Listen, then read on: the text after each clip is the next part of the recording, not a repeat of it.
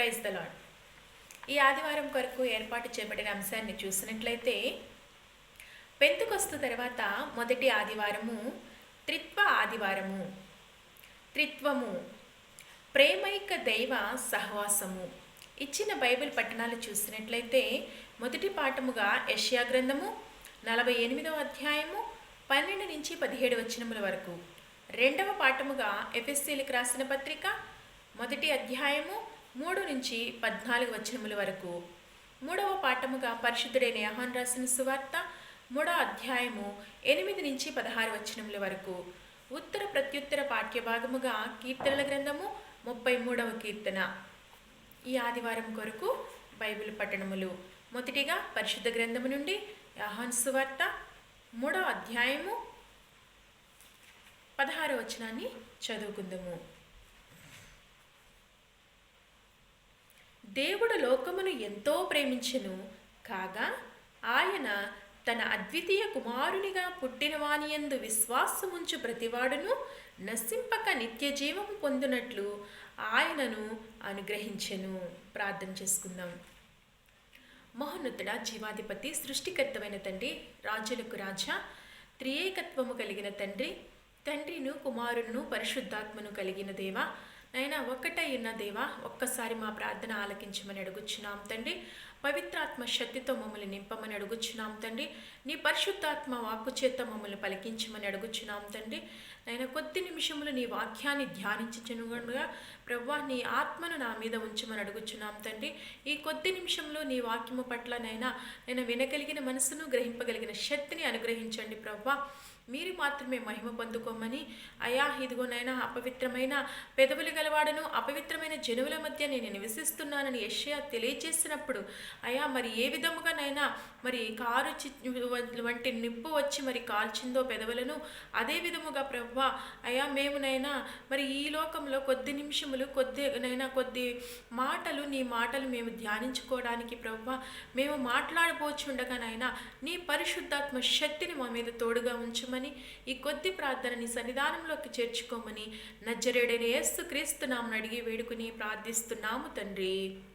ఆమేన్, ఆమేన్, ఆమేన్. మనకిచ్చిన మరి అంశాన్ని చూసినట్లయితే త్రిత్వము అంటే చాలామంది చాలా రకాలుగా మాట్లాడుతూ చూస్తూ ఉన్నాము. ఎందుకంటే తండ్రి, కుమారుడు, పరిశుద్ధాత్ముడు. ఈ తండ్రి, కుమారుడు, పరిశుద్ధాత్ముని గురించి మరి కొంతమంది కొన్ని ప్రశ్నలు అడుగుతూ ఉంటారు. ఏంటంటే, మీరు ముగ్గురు దేవుళ్ళని ఆరాధిస్తున్నారా అని అడుగుతూ ఉంటారు. అంటే ముగ్గురు దేవుళ్ళని ఆరాధిస్తున్నారా అని అడిగినప్పుడు మనం సమాధానం చెప్పేవారిలాగా ఉన్నామా? ఒకసారి ఆలోచన చేయాలి. పెంతెకొస్తు తర్వాత ఇది మొదటి ఆదివారము. అంటే యేసుక్రీస్తు ప్రభువారు మరి ఆరోహణమై వెళ్ళిపోతూ తర్వాత పరిశుద్ధాత్మను భూమి మీదకి పంపించినట్లు మనము చూస్తూ ఉంటాము. ఈ పరిశుద్ధాత్మను భూమి మీదకి పంపించారు కాబట్టి మరి తండ్రి కాలము, కుమారుని కాలము, పరిశుద్ధాత్ముని కాలము, ఆ కాలంలో మనము జీవిస్తున్నాము. అయితే మనము త్రియేకత్వ దేవుణ్ణి ఆరాధిస్తున్న మనము ఇతరులకు ఏ విధంగా చెప్పేవారిలాగా ఉన్నామో ఒకసారి జ్ఞాపకం చేసుకోవాలి. మనము ఆది కాలమందు దేవుడు ఏం చెప్పాడు? నేను ఆత్మ ఏమని చెప్తుంది? నేను తండ్రి యొద్దనున్నానని చెప్తుంది. మనకిచ్చిన మొదటి పాఠంలో అదే మాట ఉంటుంది. యెషయా గ్రంథము 48వ అధ్యాయంలో ఒక మాట మనం చూసినట్లయితే, ఇక్కడ 48వ అధ్యాయము 16వ వచనం చూసినట్లయితే, ఆది నుండి నేను రహస్యముగా మాటలాడిన వాడను కాను, అది పుట్టిన కాలము మొదలుకుని నేను అక్కడ నున్నవాడను, ఇప్పుడు ప్రభువుకు యెహోవాయు ఆయన ఆత్మయు నన్ను పంపెను. చూసారా? ఆది నుండి నేను రహస్యముగా మాట్లాడిన వాడను కాను. మరి ఆది నుండి ఆత్మ మాట్లాడినట్లు మనకు ఎక్కడైనా కనిపిస్తుందా? పాత నిబంధన గ్రంథంలో ఎక్కడా కూడా కనిపించదు. అయితే మరి ఇక్కడ చూసినట్లయితే చెప్తున్నాడు కదా, నేను మొదటివాడను, కడపటివాడను అని తెలియపరుస్తూ చక్కగా నేను ఆది నుండి మాట్లాడిన వాడను కాను అని ఆత్మ అనేది ఇక్కడ తెలియపరుస్తున్నట్లు మనము చూస్తూ ఉన్నాము. అయితే మరి భూమిని సృష్టింపక మునిపే నేను ఉన్నాను అని దేవుడు సామెతల గ్రంథంలో తెలియపరుస్తూ, సృష్టి ఆరంభముకు ముందే నేను ఉన్నాను అని సామెతల గ్రంథములో మనము చూస్తూ ఉంటాము. మరి సామెతల గ్రంథంలో చక్కగా 8వ అధ్యాయంలో కూడా మనం చూస్తూ ఉంటాము. అంతేకాదు మరి మనం చూసినట్లయితే సామెతల గ్రంథం 8వ అధ్యాయంలో అనాది కాలము మొదలుకుని మొదటి నుండి భూమి ఉత్పత్తి అయిన కాలం నాకు పూర్వము నేను నియమింపబడి తిని. చూసారా, భూమి ఉత్పత్తి అంటే భూమి పుట్టక ముందే నేను ఉన్నాను అని ఇక్కడ తెలియపరుస్తున్నారు. మరి తండ్రి, కుమారుడు, పరిశుద్ధాత్ముడు ముగ్గురు ఏకత్వము కలిగిన దేవుని, ఒకే దేవుణ్ణి మనము ఆరాధిస్తున్నాము. ఒకసారి మనమే జ్ఞాపకం చేసుకోవాలి. ఒకే దేవుణ్ణి మనము ఆరాధించే మనము ఏ విధంగా ఇతరులకు చెప్పేవారిలాగా ఉన్నామో ఒకసారి మనము పరిశీలన చేసుకోవాలి. మరి 1 అని 3 మరి మనం ఒకటిలో వేసుకుని ఇంటూ వేసుకుని ఇచికోళ్ళు పెట్టుకుంటే ఏమొస్తుంది? 1 వస్తుంది. అలాగే మనము ఆరాధన చేస్తున్న దేవుడు మరి ముగ్గురు దేవునికి మేము కాదు ఆరాధన చేసేది, మేము ఏకత్వము కలిగిన ఒకే ఒక్క దేవునికి ఆరాధన చేస్తున్నాము. ఆయనే తండ్రి అయిన యెహోవా దేవుడు. ఆయన కుమారుని రూపంలో మరి ఈ లోకానికి పంపించారు. ఆత్మగా మళ్ళీ మన మధ్య సంచారం చేస్తున్నారు అని మనం చెప్పుకోవాలి. అలా ఎలా చెప్తాము అంటే, మనం ఒక ఉదాహరణ చూసుకున్నట్లయితే సూర్యుడు ఉన్నాడు కదండి. సూర్యుడు అందరికీ తెలుసు కదా. సూర్యుడు ఎక్కడుంటారు? ఆకాశంలో ఉంటాడు. ఆకాశంలో ఉన్న సూర్యుడు మరి భూమి మీదకి వస్తున్నాడా? మనకు వెలిగివ్వడానికి ఎన్నో వేల కిలోమీటర్లో ఉన్న సూర్యుడు భూమి మీదకి వెలిగివ్వడానికి ఒక వెలుగు అనేది మాత్రమే ఈ భూమి మీద ప్రకాశిస్తుంది. కానీ సూర్యుడే ఈ లోకానికి వచ్చి ఈ భూమి మీదకు వచ్చి మరి వెలిగిస్తున్నాడా? లేదు కదా. ఒకసారి ఆలోచన చేయండి. సూర్యుడు పైనే ఉంటాడు, కానీ ఆయనలో నుంచి వచ్చే వెలుగు మాత్రము ఈ భూమి మీద పడుతుంది. అయితే ఆ వెలుగు పడుతుంది, తర్వాత దాని ప్రభావం మనం చూసినట్లయితే ఆ వేడి అనేది మనకి ఇప్పుడు చూస్తున్నాం కదా, ఈ ఎండలు ఏ విధంగా మండిపోతున్నాయో మనం చూస్తున్నాం. ఆ వేడికి ఇంట్లో కూడా ఉండలేని పరిస్థితుల్లో కొంతమంది మనం జీవిస్తున్నారు. మరి అలాంటి అంత వేడినిస్తుంది ఎవరు? ఒకే ఒక్క సూర్యుడు. ఒక్క సూర్యుడే వెలుతురునిస్తున్నాడు, వేడిని ఇస్తున్నాడు. అలాంటప్పుడు మన తండ్రి మరి నేను చెప్తున్నాడు కదా, ఆది కాండము 1వ అధ్యాయంలోనే చక్కగా చెప్తాడనమాట. మరి ఆది యందు దేవుడు భూమి ఆకాశములను సృజించెను. భూమి నిరాకారముగాను శూన్యముగాను ఉండెను. చీకటి అగాధ జలములపై కమ్మి ఉండెను. దేవుని ఆత్మ జలములపైన అల్లాడుచుండెను. అయితే ఇక్కడ దేవుని ఆత్మ కూడా అక్కడ ఉన్నట్లు మనము చూస్తూ ఉంటాము. అయితే ఇక్కడే ముగ్గురు మనుషులు కూడా ఆది కాండంలోనే మనం చూసినట్లయితే ఇక్కడ ముగ్గురు మనుషులు కూడా అబ్రహాము దగ్గరికి వెళ్ళి మమ్రే అనే వనము దగ్గర మరి అబ్రహాముతో మాట్లాడినట్లు కూడా మనము చూస్తూ ఉంటాము. ఆది కాండము 18వ అధ్యాయంలో మనం చూసినట్లయితే అక్కడ ముగ్గురు మనుషులు అని చక్కగా మరి రాయబడి ఉన్నట్లు మనము చూస్తూ ఉంటాము. 18వ అధ్యాయము 2వ వచనం చూసినట్లయితే అతడు కన్నులెత్తి చూచినప్పుడు ముగ్గురు మనుషులు అతని ఎదుట నిలవబడి ఉండిరి. చూసారా, ముగ్గురు మనుషులు అబ్రహాము ఎదుట కన్నులెత్తి చూసినప్పుడు నిలబడి ఉండిరి అని తెలియపరుస్తున్నారు. అంటే అనాది కాలంలోనే ఈ తండ్రి కుమార పరిశుద్ధాత్మ ఉనికి అనేది ఉన్నది. అయితే మనము ఇప్పుడు సూర్యుని ఉదాహరణ ఎలా తీసుకున్నామో, ఇప్పుడు ఒక గుడ్డ ఉంది. ఆ గుడ్డను చూసినట్లయితే పైన మనకి ఎలా ఉంటుంది? ఒక తెల్ల పెంకు ఉంటుంది, తర్వాత వైట్ మళ్ళీ తెల్ల సొన ఉంటుంది, ఆ తర్వాత ఎల్లో కలర్లో పసుపు కలర్లో మరి చందమామ అంటాం కదా అది ఉంటుంది. అది ఎన్ని మరి విధాలుగా కప్పబడి ఉందో చూడండి. ముందు పెంకు, తర్వాత తెల్ల సొన, తర్వాత పసుపు రంగులో మరి చందమామ అని ఎల్లో అనేది కలర్లో ఉంటుంది కదా, పసుపు కలర్లో అలా ఉంటుంది. ఎందుకని? ఇప్పుడు దానిని ఆ మూడు కలిస్తేనే అది గుడ్డు, మనం గుడ్డని పిలుస్తాము కదా. దాంట్లో ఒకటి లేకపోయినా అది దాని మరి పరిమాణం అనేది మనకి తెలియదు. అదేవిధంగా మరి ఒక కొబ్బరికాయని చూస్తాము, దానికి పైన చక్కగా మరి పీచ్ ఉంటుంది, లోన టెంక్ ఉంటుంది, తర్వాత లోన ఏముంటుంది, దాని యొక్క కొబ్బరి ఉంటుంది కదా. అదే విధముగా మనం చూసినట్లయితే మనము తండ్రి కుమార పరిశుద్ధాత్మను మరి చాలామంది ఏమని చెప్తూ ఉంటారంటే, మీరు ముగ్గురు దేవుళ్ళని ఆరాధిస్తున్నారా అంటే, లేదు లేదు, దాని యొక్క ప్రభావం అనేది మనము చెప్పేవారిలాగా ఉండాలి. ఎందుకంటే ఆయా పరిమాణాల చొప్పున, ఆయా పరిస్థితుల చొప్పున మనము కలిగి ఉన్న యెహోవా దేవుడినే కొన్ని పరిస్థితులలో కొన్ని రకాలుగా, కొన్ని రూపాలుగా మనకి మరి దర్శనమిస్తూ ఆయన తన ప్రభావాన్ని ప్రత్యక్షపరిచినట్లు మనము చూస్తూ ఉంటాము. అందుకనే మనము చెప్పేటప్పుడు చాలా జాగ్రత్తగా మరి తండ్రిని, కుమారుణ్ణి, పరిశుద్ధాత్మని మరి వేరు వ్యక్తులుగానే చూపించాడు యోహాను భక్తుడు. చక్కగా చూపించాడు. యోహాను సువార్త 1వ అధ్యాయంలో ఏం చూపించాడంటే, ముగ్గురు వ్యక్తులను ఒకే చోటను చూపించినట్లు మనము చూస్తూ ఉంటాము. ఇక్కడ యోహాను సువార్త 1వ అధ్యాయము 1వ అధ్యాయం చూసినట్లయితే ఇక్కడ మనం చూస్తూ ఉంటాము. 1వ అధ్యాయము 33వ వచనంలో చూసినట్లయితే, నేను ఆయనను ఎరుగనైతిని, కానీ నీళ్లలో బాప్తీసమిచ్చుటకు నన్ను పంపినవాడు నీవెవని మీద ఆత్మ దిగివచ్చుట నిలిచి చూచితువో ఆయనే పరిశుద్ధాత్మతో బాప్తీసమిచ్చునని వారితో చెప్పాను. ఈయన దేవుని కుమారుడు అని తెలుసుకుని సాక్ష్యం ఇచ్చి తిని అని ఇక్కడ చెబుతూ మరి చక్కగా 31వ వచనంలో చూసినట్లయితే, నేను ఆయనను ఎరుగనైతిని, కానీ ఆయన ఇశ్రాయేలులకు ప్రత్యక్షమవుటకు నేను నీళ్లలో బాప్తీసం ఇచ్చుచు వచ్చి తిని అని చెబుతూ ఆయన సాక్ష్యం ఇచ్చుచు ఆత్మ పామురము వలె ఆకాశము నుండి దిగివచ్చుతా చూచి తిని ఆ ఆత్మ ఆయన మీద నిలిచెను.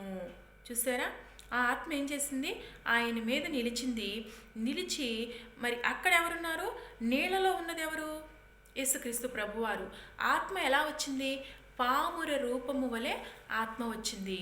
మరి తండ్రి ఏం చెప్తున్నాడంటే, ఆకాశము నుండి ఈయన నా ప్రియ కుమారుడు, ఈయన యందు నేను ఆనందించుచున్నాను అని ఒక స్వరం అనేది వినబడుతుంది. చూసారా, తండ్రి పైనే ఉన్నాడు, కుమారుడు నీళ్ళలో ఉన్నాడు. మరి పాముర రూపం వలె వచ్చింది ఎవరు, ఆత్మ. మనం చూస్తున్నాం కదా, ఒకసారి పరిశీలన చేసుకోవాలి. ఎందుకంటే ముగ్గురిని ఒకే విధంగా మనకి కనపరుస్తున్నట్లు మనము చూస్తూ ఉంటాము. అదేవిధంగా మనం చూసినట్లయితే మత్తయి సువార్త 3వ అధ్యాయంలో కూడా చక్కగా తెలియపరుస్తున్నాడు. మరి 3వ అధ్యాయంలో కూడా ఇక్కడ మనం చూస్తూ ఉంటాము. 3వ అధ్యాయం 17వ వచనంలో, మరియు ఇదిగో ఈయన నా ప్రియకుమారుడు, ఈయన యందు నేను ఆనందించుచున్నానని ఒక శబ్దము ఆకాశం నుండి వచ్చెను. చూసారా, యేసుక్రీస్తు ప్రభువారు ఎప్పుడైతే నీళ్లలోకి దిగారో మరి నీతి యావత్తు ఈ విధముగా జరగాలని మరి బాప్తిస్మం ఇచ్చి యోహాను గారికి తెలియచేసినప్పుడు అక్కడికి మరి వెంటనే నీళ్లలో నుండి ఒడ్డుకు వచ్చినప్పుడు ఆకాశం తెరవబడింది. దేవుని ఆత్మ పాముర రూపము వలె తన మీదకి దిగివచ్చుట చూచెను. అప్పుడు ఒక స్వరం అనేది వినబడుతుంది, ఈయన నా ప్రియకుమారుడు, ఈయన యందు నేను ఆనందించుచున్నాను అనే ఒక స్వరము చక్కగా వినబడుతుంది. అంటే తండ్రి అనే దేవుడు పైనే ఉన్నాడు, కుమారుడనే యేసుక్రీస్తు ప్రభువారు మన మధ్య సంచారం చేస్తున్నారు. ఎందుకంటే నా పాపముల నిమిత్తము ఆయన ఈ లోకానికి రావాల్సి ఉన్నది కాబట్టి ఆయన వచ్చి ఉన్నారు. అయితే తన పని తను ముగించుకుని మన పాపములు ఎవరైతే ఒప్పుకుని ఆయన రక్తంలో కడగబడతారో అట్టివారిని మరలా ఆయన తీసుకుని వెళ్ళడానికి మరలా ఆయన రాబోతున్నాడు. అంతవరకు మనకు ఆదరణకర్తగా తన పరిశుద్ధాత్మను మనకి తోడుగా ఉంచాడు. అదే మనము లాస్ట్ వీక్ చెప్పుకున్న పెంతుకొస్తు పండుగ, పెంతుకొస్తు దినము. పెంతుకొస్తు అంటే మరి పరిశుద్ధాత్మ దిగివచ్చిన రోజు. అదే మనము లాస్ట్ వీక్ మనం చెప్పుకున్నాం కదా. అదేవిధంగా చూసినట్లయితే ఇప్పుడు పరిశుద్ధాత్మ సహవాసంలో ఉంటున్న మనము, త్రిత్వము కలిగిన దేవుణ్ణి ఆరాధిస్తున్న మనము ఆయన ప్రేమ మన ఎడల ఎలా బయలుపరిచాడంటే, మరి తన ప్రియ కుమారుణ్ణి మన కొరకు మరి ప్రాణం ఇవ్వటానికి కూడా వెనదీయకుండా మన మీద అంత ప్రేమ చూపించాడు. దేవుడు లోకమును ఎంతో ప్రేమించెను కాగా తన అద్వితీయ కుమారునిగా పుట్టిన వాని యందు విశ్వాసముంచు ప్రతి వాడు కూడా నశించకూడదు, బ్రతికింపబడాలి అని దేవుని యొక్క ప్రణాళిక. ఆయన ప్రేమ మరి ఇందు నిమిత్తం మనకి వెల్లడిపరుస్తున్నాడు. అట్టి ప్రేమను మనం చూసినట్లయితే మరి మొదటి యోహాను పత్రికలో కూడా మనము ఆ మాటను చూస్తూ ఉంటాము. మొదటి యోహాను పత్రికలో కూడా చూసినట్లయితే మనకి చక్కగా తెలియపరుస్తూ ఉంటుంది. ఆయన ప్రేమ మన ఎడల ఏ విధంగా ఉన్నదో తెలియపరుస్తున్నాడు. యోహాను రాసిన పత్రిక మొదటి అధ్యాయము చూసినట్లయితే మొదటి అధ్యాయము 5వ వచనంలో చూసినట్లయితే, మేము ఆయన వలన విని మీకు ప్రకటించు వర్తమానం ఏమనగా దేవుడు వెలుగై ఉన్నాడు, ఆయన యందు చీకటి ఏ మాత్రమును లేదు, ఆయనతో కూడా సహవాసము గలవారమని చెప్పుకొని చీకటిలో నడిచిన ఎడల మరి మనమే మరి అబద్ధమాడుచు ఏం చేస్తామంటే మరి సత్యాన్ని మనము జరిగించుకు ఉంటాము అని తెలియపరుస్తూ మరి చక్కగా ఆయన మరి మనలను ప్రేమించాడు కాబట్టి మనం చూసినట్లయితే 3వ వచనంలో చూసినట్లయితే మనం చూస్తాం ఇక్కడ ఆయన కుమారుడైన యేసుక్రీస్తుతో కూడా ఉన్నాడు, మన సంతోషము పరిపూర్ణం చేయుటకై ఆయన ఈ సంగతులు మనకి రాస్తున్నాడు అని చక్కగా మనము చూస్తూ ఉంటాం. ఆయన మనల్ని ప్రేమించాడు కాబట్టే ఆయన కుమారుడైన యేసు రక్తము మన ప్రతి పాపము నుండి మనలను పవిత్రులుగా చేస్తుంది. ఒక్కసారి ఆలోచన చేద్దాము. ఆయన ప్రేమ మన ఎడల ప్రత్యక్షపరిచాడు. ఎలా ప్రత్యక్షపరిచాడు అంటే తానుకున్న ఒక్క కుమారుడైన యేసుక్రీస్తు ప్రభువారిని ఈ లోకానికి పంపించి నా పాపముల నిమిత్తము ఆయన మరణాన్ని మరి జయించి మృత్యువుని గెలిచి సజీవుడై లేచాడని మనం చూస్తూ ఉంటాము. మొదటి వచనంలో చూసినట్లయితే జీవవాక్యమును గుర్చిన ఆది నుండి ఏది ఉండెనో మేమేది వింటిమో కనులారా ఏది చూచితమో ఏది నిదానించి కనుగొంటిమో మా చేతులు దేనిని తాకి చూచెనో అది మీకు మేము తెలియజేయుచున్నాము అని ఇక్కడ శిష్యులు మరి చెప్తున్న మాటను మనము చూస్తూ ఉంటాము. ఆది నుండి అంట, అసలు చూడండి ఒకసారి, ఆది నుండే ఉన్నానని చెప్తున్నాడు యేసుక్రీస్తు ప్రభువారు. మనం చూసినట్లయితే నేను నా తండ్రి పంపితేనే నేను వచ్చాను, నా అంతటగా నేను రాలేదు, నా అంతటగా నేను ఈ క్రియలు చేయటం లేదని చక్కగా ఆయన తెలియపరుస్తున్నారు. మనం చూసినట్లయితే యోహాను సువార్త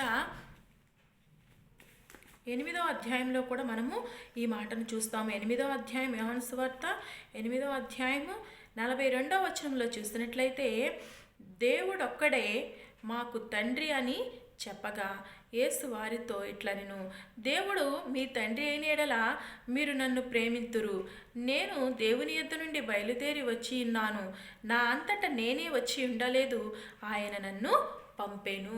చూసారా, ఇక్కడ యోహాను సువార్త 8వ అధ్యాయం 42వ వచనంలో చూసినట్లయితే దేవుడు అక్కడే మాకు తండ్రి అని మీరు చెప్తున్నారు కదా, కానీ ఆ దేవుడే నన్ను పంపెను అని చక్కగా తెలియపరుస్తున్నాడు. ఆ దేవుడే నన్ను పంపెను కాబట్టి మీరు ఎలా నా మాటలు గ్రహించుకున్నారు అని చక్కగా అక్కడ మరి మాట్లాడుతున్నట్లు యేసుక్రీస్తు ప్రభువారు మనము చూస్తూ ఉంటాము. అంతేకాదు మరి యోహాను సువార్త 10వ అధ్యాయంలో కూడా మనం చూసినట్లయితే అక్కడ కూడా యేసుక్రీస్తు ప్రభువారు చక్కగా తెలియపరుస్తున్నారు. 30వ వచనంలో చూసినట్లయితే నేనును తండ్రియును ఏకమై ఉన్నామని వారితో చెప్పాను. ఇక్కడ చూసారా, నా గొర్రెలు నా స్వరము వింటాయని తెలియపరుస్తూ నేను నా తండ్రి కూడా ఏకమై ఉన్నాము అని తెలియపరుస్తున్నాడు. ఆనాడు మరి యాకోబుతో మాట్లాడినది ఈ యేసుక్రీస్తు ప్రభువారే. మనం చూస్తూ ఉంటాము మరి యాకోబుతో మాట్లాడినట్లు, తర్వాత అబ్రహాము మరి పుట్టక మునిపే నేను ఉన్నానని తెలియపరుస్తున్నాడు.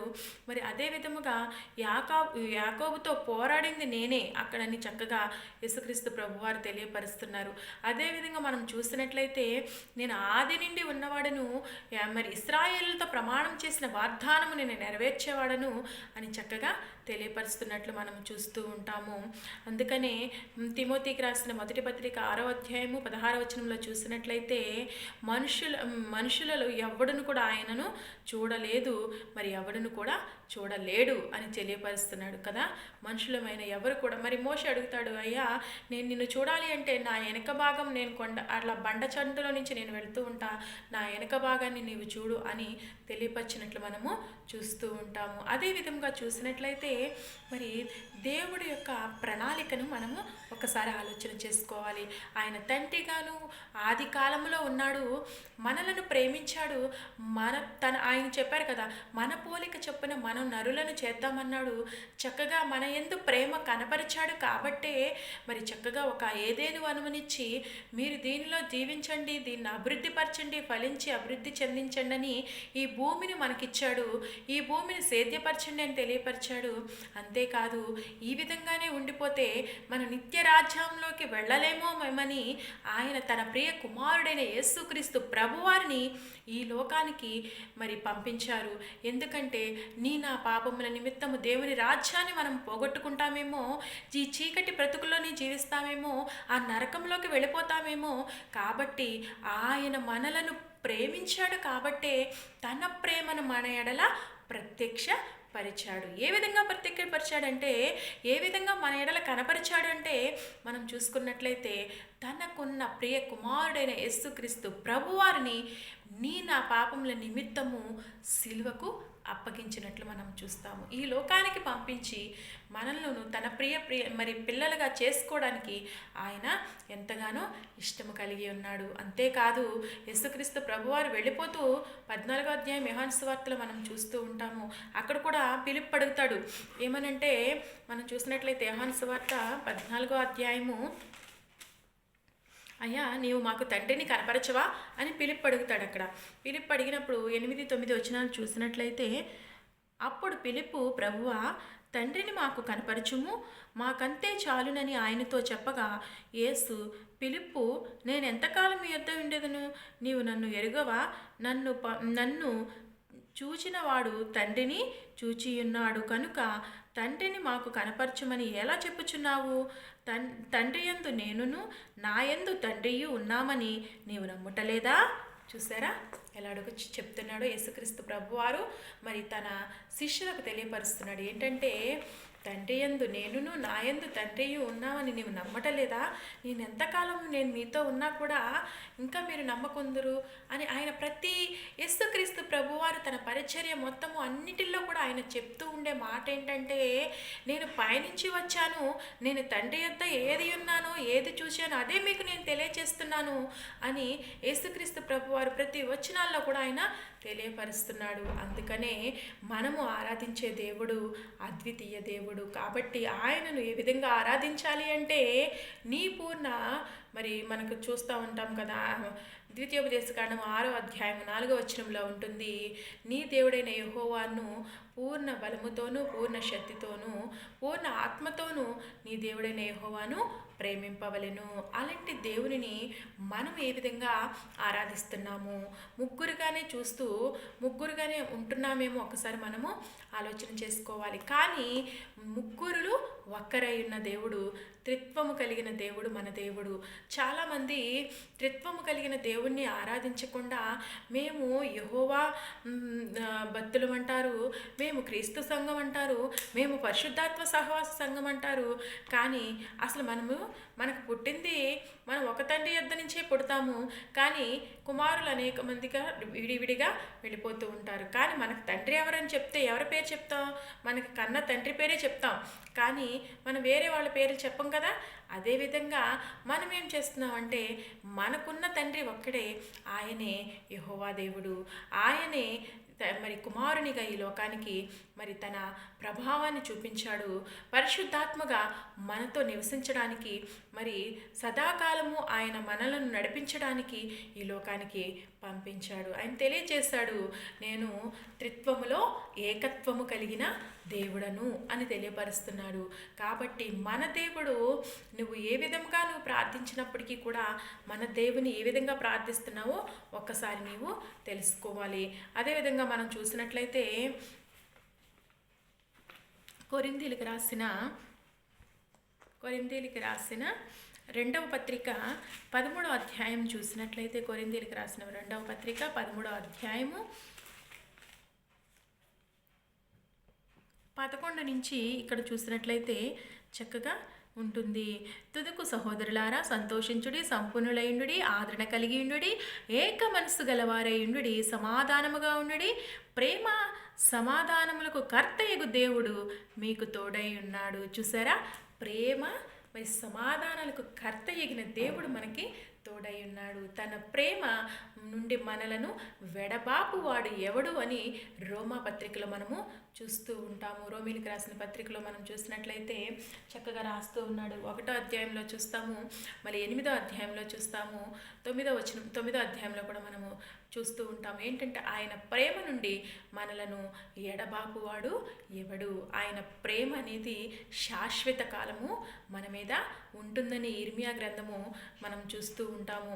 అదేవిధంగా మనం చూసినట్లయితే ఆయన ప్రేమ నుంచి మనల్ని ఎడబాపువాడు ఎవరును కూడా లేరు. ఆయన ప్రేమ మన ఎడల ప్రత్యక్షపరుస్తున్నాడు అని చక్కగా తెలియపరుస్తున్నాడు. అందుకనే చక్కగా చూసినట్లయితే 14వ వచనంలో చూసినట్లయితే, ప్రభువైన యేసుక్రీస్తు కృపయు, దేవుని ప్రేమయు, పరిశుద్ధాత్మ సహవాసము మీ అందరికీ తోడయుండును గాక అని తెలియపరుస్తున్నాడు. చూసారా, దేవుని ప్రేమంట, పరిశుద్ధాత్మ సహవాసము, యేసుక్రీస్తు యొక్క కృప మనకి ఎప్పుడు కూడా తోడుగా ఉండాలి అని దేవుడు తెలియపరుస్తున్నాడు. అంటే మీరు ఒక్కరిని కూడా వదలకూడదు, 3 కూడా ఒకటే అని దేవుడు తెలియపరుస్తున్నాడు. ఒక్కసారి ఆలోచన చేయండి. మన దేవుడు 3 దేవుళ్ళు కానే కాదు, త్రిత్వములో ఏకత్వము కలిగిన దేవుడు మన దేవుడు. అందుకని ఆంధ్ర క్రైస్తవ కీర్తనలో కూడా 21వ కీర్తనలో చక్కగా మరి మనకి చక్కగా రాసి ఇచ్చున్నారు. చక్కగా యేసు నీ నామామృతం అనే ఛాయ్తో కలిపి త్రిత్వమై నిత్యత్వమున నేకత్వమగు దేవా అని చక్కగా రాసి మంచిగా భక్తుడు రాసినట్లు మనము చూస్తూ ఉంటాము. దేవుని యొక్క మరి పాటలు అనుభవ జ్ఞానం కలిగిన వారు, దైవభక్తి కలిగిన వారు, మరి దేవుడు ఒక్కడే, ఆయన ఆరాధించేవారు ఆత్మతోనూ సత్యముతోనూ దేవునిని ఆరాధించాలి. అలా ఆరాధించాలని తెలియపరుస్తూ మరి చక్కగా వాక్యాలు అనేవి మనకి ఇచ్చి ఉన్నారు. మన కీర్తన గ్రంథము 2వ కీర్తనలో కూడా ఆయన యొక్క గురించి మనము చూస్తూ ఉంటాం. కీర్తనల గ్రంథము మనకిచ్చిన ఉత్తర పత్రిత్రాల్లో కూడా ఒకసారి చూసినట్లయితే 33వ కీర్తనలో కూడా చక్కగా రాసిపెట్టి ఉంటుంది. యెహోవాకు దేవుడు కాగల జనులు ధన్యులు. ఇప్పుడు మనకిచ్చిన మొదటి పాఠంలో అదే ఇశ్రాయేలు గురించి అక్కడ తెలియపరుస్తూ ఏమని చెప్పాడంటే, ఆ ఇశ్రాయేలు సంతతిని మరి నేను ఎన్నడూ కూడా వారిని విడిచిపెట్టను, వారిని శిక్షించినప్పుడు కూడా వారిని సంతానాన్ని విడిచిపెట్టను అని దేవుడు వాగ్దానం చేశాడు. కాబట్టి అక్కడ మొదటి నుండి ఆది నుండి ఉన్నవాడను నేనే అని తెలియపరుస్తూ చక్కగా మాట్లాడుతున్నట్లు మనం చూస్తాము. అదేవిధంగా యెహోవాకు దేవుడు కాగల జనులు ధన్యులు, తనకు స్వాస్థ్యముగా ఏర్పరచుకుని జనులు ధన్యులు. వాళ్ళే ఇశ్రాయేలు సంతానం గురించి ఆ రోజు మరి దేవుడు తెలియపరిచాడు. ఈనాడు మనందరితో కూడా తెలియచేస్తున్నాడు. ఏంటంటే యెహోవాకు దేవుడు కాగల జనులు ధన్యులు. ఎవరైతే మరి మీరు దేవుడిగా ఆయన చేసుకుంటారో, దేవునిగా ఆయన ఆరాధిస్తారో అట్టివారు ధన్యులు అని దేవుడు తెలియజేస్తున్నాడు. మరి ఆయనను తనకు స్వాస్థ్యముగా ఏర్పరచుకును జనులు ధన్యులు. ఎప్పుడైతే మా దేవుడే ఆయన అని ఒక స్వాస్థ్యముగా మనం ఏర్పరచుకుంటామో అట్టి జనులంట ధన్యులు అని తెలియపరుస్తున్నాడు. చక్కగా మళ్ళీ మనం చూసినట్లయితే మరి 6వ వచనంలో చూసినట్లయితే, యెహోవా వాక్కు చేత ఆకాశము కలిగెను, ఆయన నోటి ఊపిరి చేత వాటి సర్వ సమూహము కలిగెను, సముద్ర జలములు రాశిగా కూర్చువాడు ఆయనే, అగాధ జలములను కోట్లో కూర్చువాడు ఆయనే. ఇదంతా మనం చదువుకుంటూ వెళ్తే చాలా ఉంటుంది. మరి ఈ భూలోక నివాసులందరూ కూడా ఆయనకు భయపడవాలి, ఆయనకి వెరయవలెనని చక్కగా రాస్తూ ఉంటూ తెలియపరుస్తున్నాడు. ఏంటంటే మరి ఆదికాండము 1వ అధ్యాయంలో మనం చూసినట్లుగానే ఈ భూమిని సృష్టిని కలగజేసిన వాడు యెహోవాయే అని చక్కగా ఇక్కడ యెహోవా వాక్కు చేత ఏం చేశాడంట, ఆకాశములు భూమిని నిజమే కదా. మరి దేవుడు మరి సృష్టిని చక్కగా 6 దినాలలో మరి చేసేసి 5 దినాలు సృష్టించేసి 6వ దినమున మరి మనిషిని తయారు చేసి మరి తన జీవాత్మను ఊదినప్పుడు మరి నరుడు మరి మన జీవాత్మ ఆయను అని మనం చూస్తూ ఉంటాము. అలాంటి ప్రేమ మన ఎడల ఆయనకి ఉన్నది. తన ఊపిరి అసలు సృష్టిని అంతా కూడా చేతితో చేశాడు, మాటతో చేశాడు. కానీ మనిషిని పోలికను మాత్రం తన స్వహస్తాలతో చేసి తన నోటి యొక్క ఊపిరిని ఊదాడంట. ఒకసారి ఆలోచించండి, ఆయన ప్రేమ మన ఎడల ఏ విధంగా ఉన్నదో ఒకసారి జ్ఞాపకం చేసుకోవాలి. సృష్టిని ఆకాశమా కలుగుము, భూమి కలుగు అంటే ఆయన మాట చేత మొత్తము చెట్లు, సూర్యుడు, చంద్రుడు, పగలు, రాత్రి ఇవన్నీ కూడా ఆయన వాక్కు చేత కలిగించాడు. కానీ నిన్ను నన్ను కూడా ఎంతో అద్భుతముగా తన చేతితో సృష్టించాడు కదా. మనము ఆయనకు ఎంతో ప్రియమైన వారము. మన ఎడల ఆయన ప్రేమ ఎంతగానో ఉన్నదని ఇట్టి కార్యాలు బట్టి మనకి అర్థమవుతూ ఉంది. ఒకసారి జ్ఞాపకం చేసుకోవాలి, మన దేవుడు త్రిత్వములో ఏకత్వము కలిగిన దేవుడు. మన దేవుడు నిన్న నేడు నిరంతరము ఏకరీతిగా ఉన్న దేవుడు మన దేవుడు అని మనకి తెలియపరుస్తుంది. అందుకని చక్కగా మనం చూస్తూ ఉంటాం. కీర్తన గ్రంథము 2వ కీర్తనలో కూడా చక్కగా రాసి ఉంటుంది. ఇక్కడ 2వ కీర్తన 7వ వచనంలో చూసినట్లయితే, కట్టడను నేను వివరించెదను, యెహోవా ఇలాగ సెలవిచ్చెను, నీవు నా కుమారుడవు, నేడు నేను నిన్ను కనియున్నాను, నన్ను అడుగుము, జనములను నీకు స్వాస్థ్యముగాను భూమిని దిగాంతముల వరకు సొత్తుగాను నీకు ఇచ్చేదను.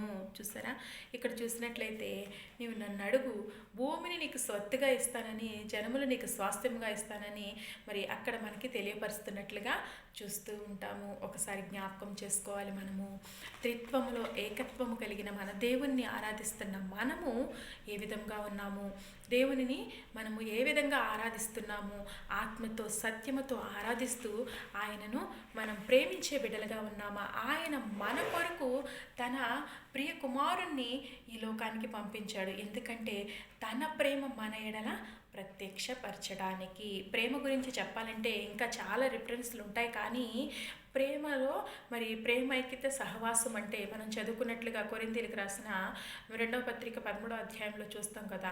ఆయన సహవాసము మనము కావాలని కోరుకోవాలి. ఆయన మరి ప్రేమ మన ఎడల ఉండాలని మనం ఎప్పుడు కూడా ప్రార్థించే బిడలుగా ఉండాలి. ఆయన ప్రేమ నుంచి మనం ఎడబాపకూడదని మనము తెలుసుకోవాలి. అందుకే ఎఫెసీయులకు రాసిన పత్రికలో మనకిచ్చిన 2వ పాఠంలో కూడా ఉంటుంది. ఎఫెసీయులకు రాసిన పత్రిక చక్కగా తెలియపరుస్తున్నాడు. 1వ అధ్యాయము ఎఫెసీయులకు రాసిన పత్రిక 1వ అధ్యాయంలో మనం చూసినట్లయితే మరి ఇక్కడ 3వ వచనంలో చూసినట్లయితే, ఎట్లనగా తన ప్రేణియందు తాను ఉచితముగా మనకు అనుగ్రహించిన తన కృపా మహిమను కీర్తి కలిగినట్లు తన చిత్త ప్రకారమైన దయా సంకల్పం చొప్పున యేసుక్రీస్తు ద్వారా తనకు కుమారులుగా స్వీకరించుటకై మనలను ముందుగా తన కోసము నిర్ణయించుకుని మనము తన ఎదుట పరిశుద్ధులమును నిర్దోషములై ఉండవలెనని జగత్ పునాది వేయబడక మునిపే ప్రేమ చేత ఆయన క్రీస్తులో మనలను ఏర్పరిచెను. చూసారా, ముందుగానే ఆయన మనలను ఏర్పరచుకున్నాడంట. అప్పుడు క్రీస్తులో ప్రేమ చేత మరి ఎలా ఏర్పరచుకున్నాడు? ప్రేమ చేత క్రీస్తులో ఆయన మనలను ఏర్పరచుకున్నాడంట.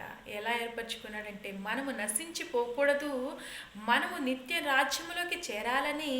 ఈ లోకంలో మనం నశించిపోతున్నాము, మళ్ళీ చనిపోతే నరకానికి వెళ్ళిపోతామని ఆలోచించిన మరి తండ్రి అయిన దేవుడు తన ప్రియ కుమారుని ఈ లోకానికి, క్రీస్తు ప్రభువారిని ఈ లోకానికి పంపించి ఆయన ప్రేమ ఎలా కనపరిచాడో చూసారా.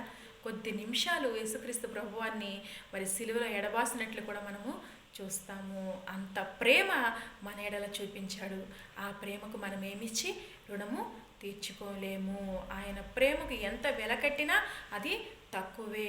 నువ్వు అనుకుంటావు, నేను ఎంతో సమయాన్ని ఇస్తున్నానే, ఎంతో ఆరాధన మరి దేవునికి నేను చేస్తున్నానే అనుకుంటావేమో, కానీ అది కూడా చాలా తక్కువే. నువ్వు దేవునికి ఏ విధంగా ఉన్నావో ఒకసారి జ్ఞాపకం చేసుకో. దేవా, నీవు నన్ను ఎంతగా ప్రేమిస్తుంటే నేను ఈ లోకం వైపు నేను పరిగెడుతున్నానేమో, నన్ను క్షమించు, నన్ను నీ బిడ్డగా అంగీకరించు, నీ ప్రేమలో నన్ను నాటుకో, నీ ప్రేమలో నన్ను హత్తుకునేటట్టుగా, నీ ప్రేమ ఐక్యత సహవాసంలో నేను ఉండాలి అని తెలియజేస్తున్నాడు. అందుకే కీర్తనకారుడు కూడా చక్కగా చెప్తాడు కదా, మరి సహోదరులు ఐక్యత కలిగి నివసించుట. అసలు అక్కడ ఉంటుందంట ప్రేమ కలిగి ఐక్యత కలిగి నివసిస్తే అక్కడ సహవాసం ఎలా ఉంటుందంటే తెలుసా, చక్కగా అహరోను గడ్డం మీదుగా కారి అంగీ అంచులు దిగజారిన పరిమళ తైలము వలె ఉంటుందని 133వ కీర్తనలో మరి చక్కగా రాస్తున్నాడు భక్తుడు. మనకు కూడా దేవుని ఐక్య మరి సహవాసములో, మనము ప్రేమైక్య సహవాసములో ఉండాలి అంటే మనము క్రీస్తులో అంటుకట్టబడి, ఆయన ద్రాక్షావల్లిని నేను, నా మరి తీగలు మీరు అని ఏ విధంగా చెప్పారో అట్టి సహవాసంలో మనము యోహాను సువార్త 15వ అధ్యాయంలో చూస్తాం కదా, ద్రాక్షావల్లి, మన తండ్రి వ్యవసాయకుడు ద్రాక్షావల్లిగా మనము ఉంటూ ఆయన మరి తీగకు మనం అంటుకట్టే వారిలాగా ఉండాలని దేవుడు కోరుకుంటున్నాడు. అట్టి ప్రేమ కలిగి మనం జీవించాలి. మరి ఈ లోకపు తండ్రే కుమారుడిలా మరి చిన్న తప్పు చేస్తే క్షమించి తన ప్రేమను మరి వ్యక్తపరుస్తాడు కదా, మన ఎడల ఎంతగానో ప్రేమించి తన కన్న కుమారుని మన కొరకు మరి తన ప్రాణం ఇవ్వటానికి కూడా ఎనదీయకుండా మన కొరకు పంపించాడు కదా యేసుక్రీస్తు ప్రభువారిని. ఒకసారి ఆలోచన చేయండి, మనము ఏ మాత్రము వారిమని ఆయన మనల్ని ప్రేమించాడు ఒకసారి జ్ఞాపకం చేసుకోవాలి. మనం ఎన్నదగిన వారము కాము, ఆయనను మరి మరి ఇది ఎందుకు అని ప్రశ్నించడానికి కూడా మనము అర్హులము కాము. అయినప్పటికీ కూడా ఆయన ప్రేమ మన ఎడల ప్రత్యక్షపరుస్తున్నాడు, ఆయన ప్రేమ మన ఎడల చూపిస్తున్నాడు. ఒకసారి మనము జ్ఞాపకం చేసుకోవాలి. ఆ తండ్రి మరి క్రీస్తు ప్రభు వారి యొక్క కృపయు, తండ్రి యొక్క మరి తండ్రి యొక్క మరి ప్రేమయు, మరి పరిశుద్ధాత్మ యొక్క సహవాసము మనము కలిగి జీవించాలి. తండ్రి ప్రేమ ఎంత గొప్ప ప్రేమో కదా. ఈ లోకపు తండ్రులే తన కుమారుల ఎడల చక్కగా తెలియజేస్తాడు. ఈ లోకపు తండ్రే మీరు ఏం అడిగితే అది కొనిస్తారు కదా, మరి పరలోకపు తండ్రి మిమ్మల్ని అడిగేవాడికి ఎంతో ఆయన నిశ్చయముగా అనుగ్రహించేవాడై ఉన్నాడు అని తెలియపరుస్తున్నాడు కదా. మనం ఒకసారి జ్ఞాపకం చేసుకోవాలి. మనము ఏ పరిస్థితుల్లో ఉన్నామో, ఎట్టి పరిస్థితుల్లో ఉన్నామో మనము ఒకసారి జ్ఞాపకం చేసుకుని ఆ త్రియేకత్వము కలిగిన తండ్రి అయిన కుమారుడైన యేసుక్రీస్తు ప్రభువారిని మరి పరిశుద్ధాత్మైన సహవాసంలో మనం కలిగి జీవిస్తూ ఆయనలోనే అంటుకట్టబడుతూ ఆయన ప్రేమను మనము గైకునే వారిలాగా, ఆయన ప్రేమను మనం పొందుకుంటూ ఇతరులకు పరిచయం చేసే బిడ్డల్లాగా ఉండాలని కోరుకోవాలి. ఒక మాట, మనం ఆయన సహవాసం అంటే ఆయన ప్రేమ ఐక్య సహవాసం అంటే ఏంటంటే అక్కడ మనకి కనిపిస్తుంది, ప్రేమ కనిపిస్తుంది, ఐక్యత కనిపిస్తుంది, సహవాసం కనిపిస్తుంది. ఇక్కడ 3 మనకి పదాలు కనిపిస్తున్నాయి. ఇక్కడ కూడా తండ్రి కనిపిస్తున్నాడు, మనకి కుమారుడు కనిపిస్తున్నాడు, యేసు మరి పరిశుద్ధాత్మ యొక్క సహవాసం కనిపిస్తుంది. చూడండి, ఒకసారి ఆలోచించండి. తండ్రి యొక్క ప్రేమ మన ఎడలకు ప్రత్యక్షమైంది, కుమారు యొక్క మరి అక్కడ కృప మన ఎడల దయా మన ఎడల కనపరిచాడు.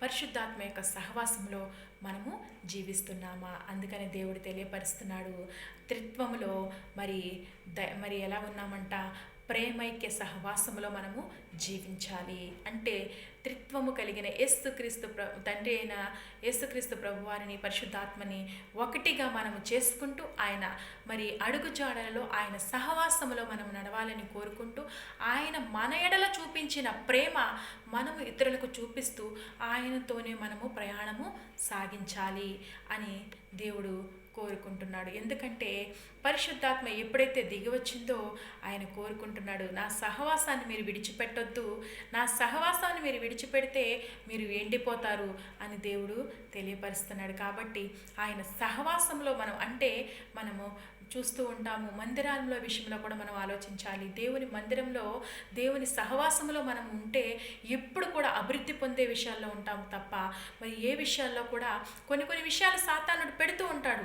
అయినప్పటికీ కూడా వాటి నుంచి విడిపించి మళ్ళా దేవుడు తన హక్కున చేర్చుకునే దేవుడు మన దేవుడు. కాబట్టి మనం ఒంటరిగా ఉండే కట్టిలా కాకుండా పరిశుద్ధాత్మ సహవాసంతో కలుగుతూ మండుచూ ప్రకాశించే ఒక దీపములాగా, ఒక సంఘములో ఒక ఒత్తులాగా, ఒక మరి ఇతరులకు వెలుగునిచ్చే మరి బిడ్డల్లాగా మనము ఉండాలి. ఇతరులకు మార్గం చూపే బిడ్డల్లాగా ఉండాలి. మనకు అనుకోవచ్చు కొన్ని పరిస్థితుల్లో ఎన్నో శోధనలు, కష్టాలు, నిందలు, అవమానాలు చాలా వస్తాయి. దేవుడే చెప్పాడు, యేసుక్రీస్తు ప్రభువారు ఎన్నో పడ్డారండి. ఆఫ్టర్ ఆల్ మనమెంత కదా, ఒకసారి జ్ఞాపకం చేసుకోవాలి. మనము ఏ విధంగా ఉన్నాము, మన పరిస్థితి ఏ విధంగా ఉన్నదో మనం పరిశీలన చేసుకుంటూ మరి త్రిత్వంలో ఏకత్వం కలిగిన దేవుణ్ణి ఆరాధిస్తున్న మనము మరి అలాంటి సహవాసంలో జీవిస్తున్నామా లేదా ఒకసారి జ్ఞాపకం చేసుకోవాలని కోరుకుంటూ మరి ఈ కొద్ది మాటలు నేను మీ ముందుంచడానికి ఎంతగానో సంతోషిస్తున్నాను. ఆయన మరి సహవాసంలో మనం ఉండాలని కోరుకుంటూ ఈ మాటలు నేను మీకు తెలియచేస్తున్నాను. ఎందుకంటే ఆయన కృప లేనిదే, ఆయన దయ లేనిదే, ఆయన ప్రేమ మన ఎడల లేనిదే మనము ఏ మాత్రపు వారము ఒకసారి జ్ఞాపకం చేసుకోండి. ప్రేమ లేని చోట మరి చక్కగా కొరింథీయులకు రాసిన పత్రిక 13వ అధ్యాయంలో చక్కగా తెలియపరుస్తున్నాడు. అన్నిటిలో నిలిచేది ఏంటంట, ప్రేమే కాగా నిరీక్షణ. మనం చదువుకుంటాం కదా, కొరింథీయులకు రాసిన పత్రిక 13వ అధ్యాయంలో చక్కగా రాస్తాడనమాట భక్తుడు, మర్చిపోకుండా. ఎందుకంటే నీవెన్ని కలిగి ఉన్నప్పటికీ కూడా ప్రేమ లేకపోతే నీవు వ్యర్థుడవు. నువ్వు భాషలు చెప్పే వరాలు ఉండొచ్చు, నువ్వు భాషలతో మాట్లాడవుండొచ్చు, ప్రవచించే గలవాడు అయి ఉండొచ్చు, లేదంటే నీకు సమస్తం ఉండొచ్చు, నువ్వు కానీ నీకు ప్రేమ లేకపోతే నీవు వ్యర్థమే. చివరికి ఏం నిలుస్తుందంట, విశ్వాసము, నిరీక్షణ, ప్రేమ. కానీ ఈ మూడిట్లో నిలిచేది ప్రేమయే అని తెలియపరుస్తున్నాడు. అట్టి ప్రేమ తండ్రి అయిన దేవుడు మన ఎడల ప్రత్యక్షపరిచాడు, మన ఎడల చూపించాడు. మన ఎడల జగత్ పునాది వేయబడక ముందే మనలను క్రీస్తులో ఏర్పరచుకున్నాడు. కాబట్టే ఆయన మనలను ప్రేమించాడు. కాబట్టే తన కృపను, తన ప్రేమను మన ఎడల ప్రత్యక్షపరిచాడు. ఏ విధంగా ప్రత్యక్షపరిచాడంటే యేసుక్రీస్తు ప్రభు ద్వారా మనకి ప్రత్యక్షపరిచాడు. యేసుక్రీస్తు ప్రభు వారు తన పరిశుద్ధాత్మ సహవాసాన్ని మన మీద అందించి మన ఎడల ప్రత్యక్షపరిచారు. కానీ నీవు నేను ఏ విధంగా దేవునికి ప్రత్యక్షపరుస్తున్నాం ఒకసారి జ్ఞాపకం చేసుకోండి. ఆయన సహవాసంలో ఏ విధంగా ఉంటున్నాము, ఆయన ప్రేమలో ఏ విధంగా ఉంటున్నాము, ఆయన ఐక్యతలో మనం ఏ విధంగా ఉంటున్నాము, ఆయనకు దూరం అయిపోయామో ఒకసారి జ్ఞాపకం చేసుకోవాలి. ఆయనకి మరి దూరం అయిపోయి ఆయన సహవాసం నుంచి మరి వెడతడిగి ఎండిపోయే వారిలాగా ఉంటున్నామేమో ఒకసారి జ్ఞాపకం చేసుకోవాలి. ఆయన ప్రేమను పొందుకోలేకపోతున్నామేమో ఒకసారి జ్ఞాపకం చేసుకోవాలి. అందుకే ఆయన లోబడనల్లని ప్రజల వైపు దినమెల్లా చేతులు చాపుతూ పిలుస్తున్నాడంట. అట్టి వారి మరి ఎప్పుడైతే పిలుస్తున్నారో వారి వైపు మనం తిరిగే వారిలాగా ఉన్నామా, ఆ చేతులు చాపుతూ ఉన్నప్పుడు ఆ చేతుల్లోకి మనం వెళ్ళే బిడ్డలాగా ఉన్నామా లేదో ఒకసారి మనము జ్ఞాపకం చేసుకోవాలి. మరి ఈ కొద్ది మాటలు నేను ఎందుకనో తెలియచెప్పాలనుకున్నానంటే, త్రిత్వములో ఏకత్వము కలిగిన దేవుడు మన దేవుడు కాబట్టి మనము ఇతరులకు తెలియచెప్పేటప్పుడు ఒక ఉదాహరణతో సహా చెబితే వాళ్ళకి త్వరగా అర్థమవుద్ది. అదే విధముగా నేను అందుకే సూర్యుని గురించి మీకు మొదటిగా చెప్పినట్లుగా నేను తెలియచేశా. ఎందుకంటే సూర్యుడు ఒక్కడే పైన ఉంటాడు, ఆయన వెలుగు వచ్చి భూమి మీద పడుతుంది, ఆయన వేడి మరి అంతటికి కూడా మరి విరజిమ్ముతూ ఉన్నట్లు చూస్తూ ఉంటాం కదా. మరి అలాంటప్పుడు మన తండ్రి పరలోకము నుండి మరి కింద యేసుక్రీస్తు ప్రభువాన్ని పంపించలేడా? పంపిస్తాడు కదా. మరి అదే విధముగా మనతో ఉండటానికి మనల్ని ప్రేమించాడు. మన పాపములతో యేసుక్రీస్తు ప్రభువారు చనిపోయి తిరిగి లేచిన తర్వాత ఆయన మళ్ళీ పరలోకానికి వెళ్ళి మన కొరకు స్థలం సిద్ధపరచాలని వెళ్ళినప్పుడు తన పరిశుద్ధాత్మ సహవాసాన్ని మనకి ఉంచలేడా? ఉంచుతాడు. ఎందుకంటే ఆయన సహవాసంలో మనం నడవాలి కాబట్టి ఆయన పరిశుద్ధాత్మ సహవాసంలోకి మనం నడిపింపబడాలని మనలను ఉంచాడు. కాబట్టి అట్టి సహవాసంలో మనం ఉంటూ దేవుని యొక్క ప్రేమను మనము పొందుకునే వ్యక్తుల్లాగా ఉండాలని కోరుకుంటున్నాను. ఆయన ప్రేమ గురించి మనం చాలా చెప్పుకోవచ్చు, కానీ మనకిచ్చిన అంశము త్రిత్వము గురించి అయితే మనకి కొద్ది నిమిషాలు, ఈ కొద్ది మాటలు నేను తెలియచెప్పడానికి ఎంతగానో సంతోషిస్తూ, ఈ కొద్ది మాటల్లో తప్పులుంటే మన్నించమని కోరుకుంటూ యేసుక్రీస్తు నామమున ఈ మాటలు తెలియజేస్తున్నాను. Praise the Lord. చిన్న ప్రార్థన. మహోన్నతుడా, జీవాధిపతి, సృష్టికర్తమైన తండ్రి, నైనా ప్రభా మేము చేసుకున్న పాపముల నిమిత్తము మీరు కొని తెచ్చుకున్న ప్రభా ఈ అపరాధాల నిమిత్తము నైనా మీరు మా ఎడల చూపించిన ప్రేమను బట్టి మీకు వందనాలు చెల్లించుకుంటున్నాం తండ్రి. అయా మమ్మల్ని అనాథులుగా విడిచిపెట్టనని తెలియజేస్తూ మా కొరకు నైనా మీ ప్రేమను కనపరుస్తూ నైనా ప్రియకుమారుని ఈ లోకానికి పంపించినందుకు మీకు వందనాలు చెల్లించుకుంటూ ఈ కొద్ది మాటలు మీరు మాత్రమే మహిమ పొందుకోమని నజరేయుడైన యేసుక్రీస్తు నామమున అడిగి వేడుకొని ప్రార్థిస్తున్నాం తండ్రి. ఆమేన్. Praise the lord.